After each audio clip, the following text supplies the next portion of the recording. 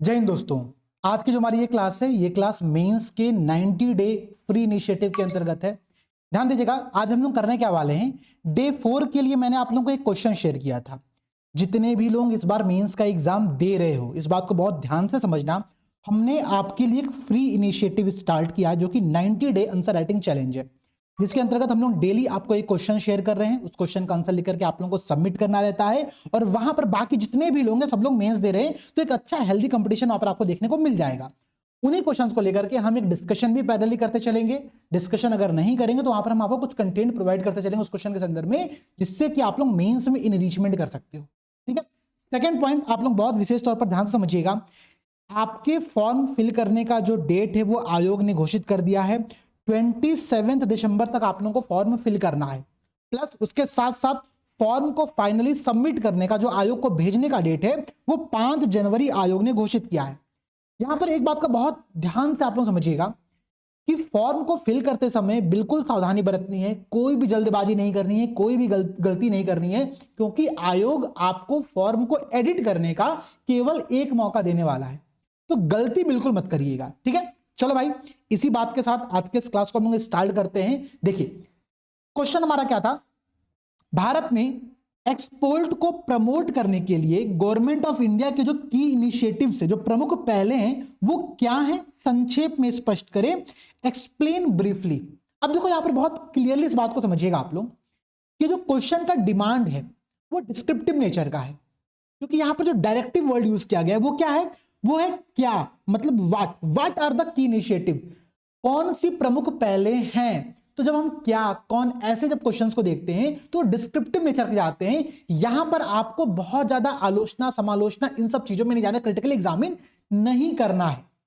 ये क्वेश्चन की डिमांड को समझो सबसे पहले। ठीक है। प्लस दूसरी बात, देखो हम लोग इस सेशन में कर क्या रहे हैं ना, कि किस प्रकार से आपके कंटेंट में इनरिचमेंट कराई जा सके। ठीक है, किस प्रकार से कैसे इनरिचमेंट कराई जा सके वो मैं समझाने का प्रयास कर रहा हूं। ठीक है, चूंकि आप लोग कॉपी सबमिट कर रहे हो ग्रुप में लिख कर, तो मैं वहां से देख रहा हूं कि आप लोगों के आंसर्स में क्या गड़बड़ियां हैं। जैसे कि इस क्वेश्चन का आंसर लिख करके जो सबसे पहली कॉपी हमारे पास आई, मैं उस कॉपी की बात करूं तो उसमें क्या लिखा गया है। लिखा गया है इंट्रोडक्शन में, ध्यान समझिएगा आप लोग, भारत सरकार क्षमता निर्माण से, कैपेसिटी बिल्डिंग के माध्यम से वैश्विक प्रतिस्पर्धा, ग्लोबल कंपटीशन को सुधारने के लिए विभिन्न नीतियों व कार्यक्रम संचालित करती है, जैसे विदेशी व्यापार नीति। वेरी गुड, बहुत अच्छा पॉइंट इन्होंने लिखा है। लेकिन अगर मैं इस प्रश्न को छुपा दूं, इस प्रश्न को गायब कर दूं, तो क्या इस इंट्रोडक्शन को पढ़ करके हम ये रिलेट कर सकते हैं कि कौन सा क्वेश्चन पूछा गया होगा? नहीं, यही समस्या पर आप लोगों को फोकस करना है। ठीक है, अच्छा इंट्रोडक्शन है, बस इसमें इनको 2-3 बातें ऐड करनी चाहिए कि भारत सरकार हमारी निर्यात क्षमता को प्रमोट करने के लिए क्षमता निर्माण के माध्यम से वैश्विक प्रतिस्पर्धा को सुधारने के लिए विभिन्न नीतियों व कार्यक्रम संचालित करती है, जैसे कि विदेशी व्यापार नीति। ठीक है, फॉरेन ट्रेड पॉलिसी की बात करें तो फॉरेन ट्रेड पॉलिसी कब आई थी, आप लोग को यह बात जरूर देख लेना चाहिए। ठीक है ना, कि फॉरेन ट्रेड पॉलिसी कब आई थी। क्लियर हो? इंट्रोडक्शन पे वर्क करना पड़ेगा हम लोगों को। ठीक है, चलो भाई, इसके बाद इन्होंने क्या किया, इन्होंने बताया कि गवर्नमेंट के इनिशिएटिव्स क्या क्या है, जैसे कि special economic zone. Very good, बहुत अच्छी बात। इन्होंने कुछ एग्जांपल्स भी यहां पर मेंशन कर दिए। गिफ्ट सिटी गुजरात, लखनऊ का जो आपका हब पार्क है उसकी बात ये कर रहे हैं। फिर कह रहे हैं निर्यात को वित्तीय सहायता, फाइनेंशियली एड प्रोवाइड कराया जा रहा है। ठीक है, एक्सपोर्ट क्रेडिट गारंटी कॉर्पोरेशन की स्थापना किया गया। ठीक है, उत्पादन संयुक्त प्रोत्साहन योजना जो पीएलआई है, प्रोडक्शन लिंक्ड इंसेंटिव्स की बात कर रहे हैं। ठीक है, बता दिया उन्होंने। फिर बताया कि व्यापार और संरचनात्मक सुधार। ठीक है, कि भाई ट्रेड के लिए जो इंफ्रास्ट्रक्चर है उसमें बहुत सारे रिफॉर्म्स किए जा रहे हैं। ठीक है, ईज ऑफ डूइंग बिजनेस को हम लोग प्रमोट कर रहे हैं अपने यहाँ पर। नए बाजार और उत्पादों का विकास। ठीक है, जैसे कि फ्री ट्रेड एग्रीमेंट हो गया, एमएसएमईज के लिए कुछ इनिशिएटिव बता दिया कि नोएडा में ट्रेड मेला लगाया जा रहा है, इंटरनेशनल ट्रेड मेला भी लगा हुआ था। विदेशी व्यापार नीति की बात ये कर रहे हैं। ठीक है, जिसका इन्होंने जिक्र इंट्रोडक्शन में कर दिया, बट इन्होंने ईयर कहीं पर मेंशन नहीं किया, तो ये बात ध्यान रखिएगा। ठीक है, हालांकि निर्यातकों के समझ विभिन्न चुनौतियां भी हैं। देखो अब समझना है यहाँ पर बात। क्वेश्चन को जब मैंने एक्सप्लेन किया तो मैंने कहा कि देखो यार, क्वेश्चन की डिमांड तो नहीं है कि आप चैलेंजेस बताओ, बट चूंकि अगर ये 200 शब्दों का प्रश्न है तो हमको थोड़े से चैलेंजेस इसी प्रकार से फ्लो डायग्राम का प्रयोग करते हुए बना लेना चाहिए। ठीक है ना, इससे क्या होता है ना कि इससे क्वेश्चन की डिमांड आप थोड़ा सा उससे आगे बढ़कर के एक स्टेप पूरा कर देते हो, तो इससे नंबर माइनस नहीं होगा, प्लस इससे आपका शब्द फिल हो जाएंगे। जैसे मानो 200 शब्द का प्रश्न था, हो सके मेन बॉडी को लिखने के लिए आपके पास कंटेंट कम पड़ गया, तो आपने एक फ्लो चार्ट बना करके यहाँ पर चैलेंजेस बता दिया, जो कि क्वेश्चन की डिमांड नहीं है। अगर आप नहीं भी बताओगे तो भी बढ़िया है, बट आप बता दोगे तो बहुत अच्छी बात है, ठीक है। इन्होंने कुछ कुछ चैलेंजेस यहाँ पर मेंशन कर दिए, बहुत बहुत बेसिक चैलेंजेस हैं, बट उसको मैं भी बताऊंगा कि और कैसे उस चैलेंजेस को अच्छा लिखा जा सकता है, ठीक है। अब देखो, फिर उन्होंने कंक्लूजन दे दिया क्या कि विकसित भारत 2047 इसको प्राप्त करने के लिए एक्सपोर्ट को प्रमोट करना पड़ेगा। और इन्होंने क्या कहा कि निर्यात वृद्धि एवं आर्थिक विकास के माध्यम से सामाजिक विकास होगा, जिससे रोजगार सृजन होगा इत्यादि के आने से निर्णायक भूमिका ये निभाएगा। अच्छी बात, बहुत अच्छा इन्होंने कंक्लूजन लिखा हुआ है। और अगर मैं सही बताऊं तो 10 मिनट के लिहाज से ये आंसर अच्छा आंसर माना जा सकता है, ठीक है। बट चूंकि भाई हम लोग तो इनरिचमेंट पे काम करेंगे, हम लोग हमेशा सुधार पर काम करेंगे, तो कैसे सुधार किया जा सकता है, अब इस बात को समझने का प्रयास करो, ठीक है। देखो, इंट्रोडक्शन में हम एक ऐसा इंट्रोडक्शन देंगे जो कि क्वेश्चन से डायरेक्टली लिंक होगा और एकदम करंट से अपडेटेड होगा। जैसे कि भारत के एक्सपोर्ट को लेकर के अगर हमारे पास कोई डेटा हो, डेटा क्या है कि वर्ष 2023-24 में जो हमारा एक्सपोर्ट है वो हिस्टोरिकल सबसे हाईएस्ट पॉइंट पर पहुंचा, कितना, 778 बिलियन यूएस डॉलर, जो कि 2013-14 की तुलना में 67% की ग्रोथ को दिखाता है। 67% हमने पिछले 10 सालों में अपने एक्सपोर्ट में इंक्रीमेंट किया है। That's a very good thing, ठीक है कि भाई चलो भाई हमारा एक्सपोर्ट पिछले 10 सालों में 67% की तीव्र गति से बढ़ा है। इंट्रोडक्शन बहुत अच्छा है। आगे हम क्या लिख रहे हैं यहाँ पर, जो क्वेश्चन से कैसे रिलेट किया जा रहा है कि एक्सपोर्ट में यह जो डेवलपमेंट है ये अल्पकालिक उतार चढ़ाव का परिणाम नहीं है। अल्पकालिक होता तो 5% ऊपर नीचे होता, बल्कि गवर्नमेंट की प्रमुख इनिशिएटिव को रिप्रेजेंट करता है, प्रतिबिंबित करता है। बहुत शानदार तरीके से यहां पर क्या किया गया है, इंट्रोडक्शन लिखा गया है। समझ रहे मेरी बात आप लोग, ठीक है। हमने करंट से अपडेट करके इस डेटा को लिख लिया। ये डेटा आप लोग नोट कर लो कहीं पर, ये डेटा बहुत काम आएगा। एक तो ये अच्छा अप्रोच है, ठीक है। दूसरा एक अप्रोच हमारा और भी अच्छा है। अगर हम इंट्रोडक्शन में डेटा को नहीं देते हैं या फिर डेटा देते भी हैं तो भी इस डेटा को ग्राफिकल रिप्रेजेंटेशन आपको करना सीखना पड़ेगा। ग्राफिकल रिप्रेजेंटेशन कैसा, बहुत सिंपल, एक बहुत अच्छा सा ग्राफ हम लोग बना सकते हैं। क्या, इंडिया टोटल एक्सपोर्ट, भारत का कुल निर्यात, यहां पर फाइनेंशियल ईयर आप लोग देख रहे हो, वर्ष 2013-14 में हमने दिखा दिया और 2023-24 में दिखा दिया। आप एक प्रश्न पूछोगे हमसे, क्या सर आपने ये तो बता दिया था कि 2023-24 में 780 बिलियन यूएस डॉलर हमारा जो टोटल एक्सपोर्ट रहा है, लेकिन 2013-14 में कितना था ये तो हमको पता ही नहीं है।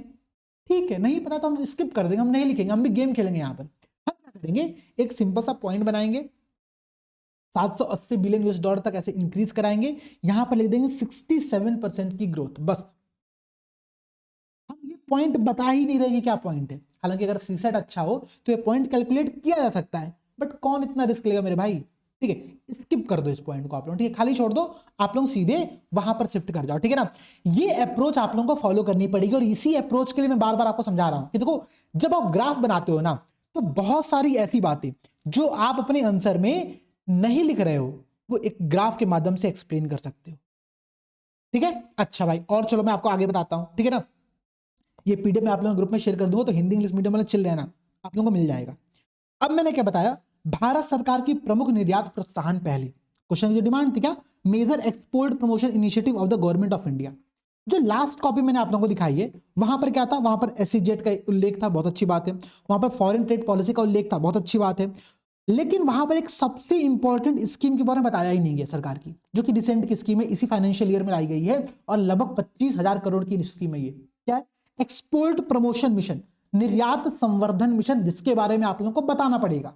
तो देखो क्या, फाइनेंशियल ईयर 2025-26 से 2030-31 के लिए हमने 25,000 करोड़ रुपए के एक परिव्यय के साथ हमने क्या किया, भारत के एक्सपोर्ट इकोसिस्टम को मजबूत करने पर और जो एसएमईज हैं, जो स्मॉल एंड मीडियम इंटरप्राइजेज हैं, उनको प्रमोट करने के लिए, प्लस जो रोजगार गहन क्षेत्र होते हैं, ठीक है ना, जहां पर इंप्लॉयमेंट बहुत ज्यादा मात्रा में क्रिएट होता है, उनमें कंपटीशन को बढ़ाने के लिए हम एक्सपोर्ट प्रमोशन मिशन पे काम कर रहे हैं और इसी के अंतर्गत हम एक्सपोर्ट प्रमोशन काउंसिल का भी निर्माण कर रहे हैं।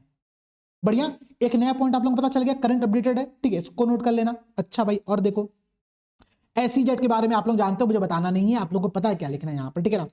फॉरेन ट्रेड पॉलिसी पढ़ लेना, इंपॉर्टेंट पॉलिसी है, क्या कहती है, कौन कौन से इसमें प्रावधान किए गए, इसका टारगेट क्या है। चलो कमेंट सेक्शन में मेरे भाई आप लोग एक बात मुझे बताओ कि फॉरेन ट्रेड पॉलिसी 2023 का टारगेट क्या रखा गया है, इसका लक्ष्य क्या रखा गया है, 2030 तक कितना एक्सपोर्ट प्राप्त करना हमारे यहाँ पर उद्देश्य, ये आप लोगों को कमेंट सेक्शन में बताना है। ठीक है, अगला देखो, इसके बारे में किसी ने लिखा ही नहीं, पीएम गति शक्ति। बताओ भाई, सबसे शानदार प्लान है पीएम गति शक्ति, एक मास्टर प्लान है। ठीक है, किस लिए? इंफ्रास्ट्रक्चर प्लानिंग के लिए, improvement in multi modal logistic.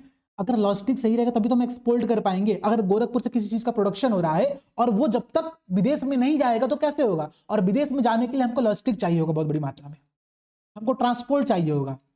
ठीक है, हमारा जो ट्रांजिट टाइम है वो कम हो, हमारा जो ट्रांजिट कॉस्ट है वो कम हो, तब जाकर के हम कुछ अच्छा कर पाएंगे। और उसके लिए पीएम गति शक्ति नेशनल मास्टर प्लान बेहद इंपॉर्टेंट है, इसको आप लोगों को लिखना पड़ेगा। ठीक है, और देखो भाई, नेशनल लॉजिस्टिक पॉलिसी लेकर के आया गया है ईज ऑफ डूइंग बिजनेस को प्रमोट करने के लिए, इस पॉइंट को आप लोग मेंशन कर देना। Credit guarantee scheme for the exporters लिखा था उन्होंने, बहुत अच्छी बात है। ठीक है, उन्होंने इस बात को लिखा था, बहुत अच्छी बात है। एक मिनट, क्लास चल रही है ना? बढ़िया, कोई दिक्कत नहीं। ठीक है, देखो, credit guarantee scheme for exporters, निर्यातकों के लिए ऋण गारंटी योजना की बात कर रहा है। और ये क्या बता रहा है कि एमएसएमईज को 100% सरकारी गारंटी दिया जाएगा, लिक्विडिटी को बढ़ाया जाएगा, ग्लोबल कॉम्पिटिटिवनेस को इंक्रीज किया जाएगा। ठीक है, इसके अलावा दो इंपॉर्टेंट स्कीम यहां पर और बताई गई है, RODTEP और ROSCTL। ये है क्या भाई? तो एक रेमिशन of duties and taxes on the exported product की बात करता है कि भाई कुछ ऐसी वस्तु होती है ना जीएसटी में शामिल नहीं होती, उसके अलावा बहुत सारे टैक्स लगते हैं, तो उन टैक्सों में सुधार किया जाए। ठीक है, उसके लिए हमने remission of duties and taxes on exported product लागू किया। प्लस वहीं पर हमने rebate of state and central taxes and levies एक स्कीम स्टार्ट किया है ताकि हम एक्सपोर्ट को प्रमोट कर सके। ठीक है, अब हो सकता हो कि इनके बारे में आपको बहुत डिटेल में याद ना हो पाए, बस इतना याद कर लो क्या कि हम कुछ ऐसे जो अतिरिक्त कर लगाए जाते हैं जीएसटी के अतिरिक्त, ठीक है, उनको हम कम करेंगे इन एक्सपोर्ट प्रोडक्ट के ऊपर, प्लस कुछ रिबेट और रेमिशन हम यहाँ पर देने का टारगेट कर रहे हैं। तो ये दो पॉइंट आप लोग ध्यान रखिएगा। ठीक है, बहुत इंपॉर्टेंट है। प्रोडक्शन लिंक्ड इंसेंटिव स्कीम बताना ही बताना कि इलेक्ट्रॉनिक, फार्मा, वस्त्र, ड्रोन, इन सब क्षेत्रों में हम क्या कर रहे हैं, मैन्युफैक्चरिंग को प्रमोट कर रहे हैं। ठीक है, ताकि हम देखो, हम अभी तक क्या एक्सपोर्ट कर रहे हैं, हम एक्सपोर्ट कर रहे हैं आलू, हम एक्सपोर्ट कर रहे हैं कुछ बहुत सस्ते सामान। तो भाई आलू की जगह पर हम चिप्स जो है उसको क्यों एक्सपोर्ट ना करें? मैं वो अंकल चिप्स की बात नहीं कर रहा हूं, मैं सेमीकंडक्टर चिप्स की बात कर रहा हूं। ठीक है ना? तो हाई मूल्य के एक्सपोर्ट को प्रमोट करने के लिए सरकार बहुत सारे क्षेत्रों में काम कर रही है। क्लियर हो? इसके अलावा trade infrastructure scheme for export लेकर के आया गया है। ठीक है, जिसके अंतर्गत बहुत सारे प्रयोगशालाएं, कोल्ड स्टोरेज, ठीक है, बॉर्डर हॉट का निर्माण किया जा रहा है, इंफ्रास्ट्रक्चर को प्रमोट किया जा रहा है। इन सब के अतिरिक्त दो इंपॉर्टेंट चीजें और ध्यान रखो। फ्री ट्रेड एग्रीमेंट, हमने बहुत सारे देशों के साथ फ्री ट्रेड एग्रीमेंट साइन किए क्योंकि हम एक्सपोर्ट को प्रमोट करना चाहते हैं। प्लस इसके साथ साथ अभी रिसेंट में भारत ने यूनाइटेड किंगडम के साथ सेटा एग्रीमेंट साइन किया है। सेटा क्या कहता है? Comprehensive economic and trade agreement है किसके मध्य? भारत और यूके के मध्य में, ताकि दोनों अपने मार्केट को ओपन कर पाए, भारत अपने सामान को वहां पर एक्सपोर्ट कर पाए। प्लस भारत ने अमेरिका के साथ मिलकर के मिशन 500, ये क्या है भाई? तो 2030 तक हम 500 बिलियन यूएस डॉलर का बायलैटरल ट्रेड का टारगेट लेकर के यहां पर चल रहे हैं। इस बायलैटरल ट्रेड में हम पॉजिटिव बैलेंस में रहे, ये बहुत जरूरी है। तो मिशन 500 और सेटा और फ्री ट्रेड एग्रीमेंट, ये 3-4 की इंपॉर्टेंट टर्म्स ध्यान रखिएगा। प्लस इसके अलावा डिस्ट्रिक्ट एज एक्सपोर्ट हब हम बना रहे हैं। ठीक है, जिला विशिष्ट उत्पाद जो जैसे कि गोरखपुर का आपका टेराकोटा हो गया, ठीक है, कहीं का पेड़ा हो गया, कहीं का पेठा हो गया, कहीं का कोई कपड़ा हो गया, बनारसी साड़ी हो गई, ठीक है, आपका मसूरी सिल्क हो गया, ठीक है। अन्य जो ऐसे प्रोडक्ट्स हैं उनको हम डिस्ट्रिक्ट एज एक्सपोर्ट के माध्यम से हम क्या करेंगे, उनको इकट्ठा करें। जैसे भारत के अभी लखनऊ में क्या किया गया है, आम पार्क बनाया गया, वहां से हम आम को एक्सपोर्ट करने पर फोकस करने वाले हैं, बहुत अच्छी बात है, ठीक है। तो इन सब चीजों के लिए सरकार क्या कर रही है, डिस्ट्रिक्ट एज एक्सपोर्ट हब का निर्माण कर रही है। सरकार ने एमएसएमईज को प्रमोट करने के लिए एक्सपोर्ट में एमएसएमई लीन और एमएसएमई जेडीडी, ये दो इनिशिएटिव और स्टार्ट किया है, जीरो इफेक्ट योजना और एमएसएमई लीन योजना, ठीक है। इन दोनों के बारे में आप लोग एक बार देखो। एक्सपोर्ट प्रमोशन मिशन बेहद इंपॉर्टेंट है, तो उसके बारे में जो कुछ की इंपॉर्टेंट पॉइंट है कि भाई 25,000 करोड़ का है, 6 साल के लेकर के आएगा, एमएसएमई फोकस्ड है, क्या कहता है क्या नहीं कहता, एक बार आप लोग उसको देख लीजिएगा, मैंने ये सब डिटेल्स यहाँ पर डाल दी है, ठीक है ना। हमारा फोकस आंसर राइटिंग स्किल को सीखने में। कंक्लूजन क्या लिखा सकता है, कंक्लूजन तो भाई वही विकसित भारत 2047, ठीक है, बहुत अच्छा है। क्या भाई हम ऐसे लिख सकते हैं, these schemes and the effort support export led growth, मतलब क्या कह रहा है कि निर्यात आधारित विकास को प्रमोट करने के लिए योजनाएं बहुत ही कारगर हैं। Atmanirbhar Bharat aligning with the vision of the Atmanirbhar Bharat and advance the idea of the developed India at the rate 2047, Viksit Bharat 2047 के लिए हमको ये इंश्योर करना पड़ेगा कि ग्लोबल ट्रेडिंग के मार्केट में भारत की भूमिका बहुत इंपॉर्टेंट हो। आप यहां पर एक कंक्लूजन और दे सकते हो। मैंने कहा ना, देखो चैलेंजेस मैंने नहीं बताया है, चैलेंजेस मैंने इसलिए नहीं बताया मेरे भाई कि क्वेश्चन की डिमांड नहीं थी, बट अगर आप चाहो तो यहाँ पर एक फ्लो डायग्राम यहाँ पर बना सकते हो। पहला काम। दूसरा काम, अगर चैलेंजेस बता रहे हो तो आपको एक काम और करना पड़ेगा, जो फैक्ट हमने यहाँ पर इंट्रोडक्शन में दिया था इसी से आप कंक्लूड कर सकते हो। आप ये बता सकते हो कि हालांकि भारत ने पिछले 10 सालों में अपने एक्सपोर्ट में 67% की ग्रोथ दर्ज की है, परंतु अभी भी ग्लोबल मार्केट में हमारा जो एक्सपोर्ट है वो बाकी डेवलप्ड कंट्री की तुलना में बहुत कम है, जिसको शीघ्र बढ़ाने की बहुत ज्यादा आवश्यकता है। ठीक है ना। तो आज की क्लास में हमने क्या सीखा? आज की क्लास में हमने एक बेहद शानदार इंट्रोडक्शन सीखा। आज की क्लास में हमने अपने इंट्रोडक्शन के फैक्ट को ग्राफिकल रिप्रेजेंटेशन सीखा। आज की क्लास में हमने ये सीखा कि हम चाहें तो अपने क्वेश्चंस के डिमांड को फुलफिल करने के लिए कुछ टेबल्स बना करके भी अपने आंसर को लिख सकते हैं। हमने इनिशिएटिव बताया, इनिशिएटिव के जो की फीचर्स है उसको हमने यहाँ पर सेकंड कॉलम में बताया। ठीक है ना। तो ये बातें आप लोग यहाँ पर सीखे। बहुत सारी अन्य स्कीम जो कि आप लोग भूल चुके थे, जैसे कि foreign trade policy, export promotion mission, ठीक है, स्पेशल इकोनॉमिक जोन, पीएम गति शक्ति, ठीक है, और निर्यातकों के लिए जो सब्सिडी, निर्यातकों के लिए जो हम क्रेडिट गारंटी दे रहे हैं, स्कीम फॉर द एक्सपोर्टर्स, उसको देखो आप। ठीक है, रिबेट और रेमिशन की बात करते हैं हम ड्यूटीज और टैक्सेस में। ठीक है, पीएलआई स्कीम की बात कर रहे हैं हम लोग यहाँ पर, एफटीए की बात कर रहे हैं, यूके के साथ सेटा की बात कर रहे हैं, यूएसए के साथ मिशन 500 की बात कर रहे हैं, डिस्ट्रिक्ट एज एक्सपोर्ट हब की बात कर रहे हैं, एमएसएमईज के लिए बात कर रहे हैं। तो ये सारे पॉइंट्स आप लोगों को सीखने पड़ेंगे, और कंक्लूजन आप चाहो तो ऐसे भी दे सकते हो। क्या इन सब इनिशिएटिव के साथ साथ भारत क्या कर सकता है कि क्रेडिट गारंटी, रोजगार योजना फॉर एक्सपोर्टर्स, पीएम गति शक्ति, राष्ट्रीय लॉजिस्टिक पॉलिसी, पीएलआई योजना, फ्री ट्रेड एग्रीमेंट, जिला स्तर के निर्यात के माध्यम से भारत लॉजिस्टिक क्रेडिट की पहुंच, अनुपालन और बाजार विविधीकरण। देखो एक बहुत की इंपॉर्टेंट टर्म्स मैंने इसमें छोड़ दिया है, वो है बाजार विविधीकरण, मार्केट डाइवर्सिफिकेशन। जैसे कि हम जो एक्सपोर्ट कर रहे हैं ना, उसमें डाइवर्सिटी आए। या सेम चीजें एक्सपोर्ट करके क्या फायदा है? हम सेमीकंडक्टर चिप्स एक्सपोर्ट करें, हम माइक्रो प्रोसेसर एक्सपोर्ट करें, हम आईफोन का निर्माण करके अपने यहाँ पर, आईफोन तो हालांकि फॉरेन कंपनी है, बट हम अपने यहाँ पर मैन्युफैक्चरिंग करके उसको एक्सपोर्ट कर सकते हैं। तो हमको अपने एक्सपोर्ट के मार्केट में डाइवर्सिफिकेशन लेकर के आना पड़ेगा। ये सारे की पॉइंट्स आप लोग अपने आंसर में डालो। क्लास कैसी लगी एक बार जरूर बताओ। जिनका भी इस बार मेंस के इनिशिएटिव से जरूर जुड़ो, बहुत काम करेगा आप लोगों के लिए। ठीक है, सभी दोस्तों को जय हिंद, जय भारत। मिलते हैं आप लोगों से अगली क्लास में।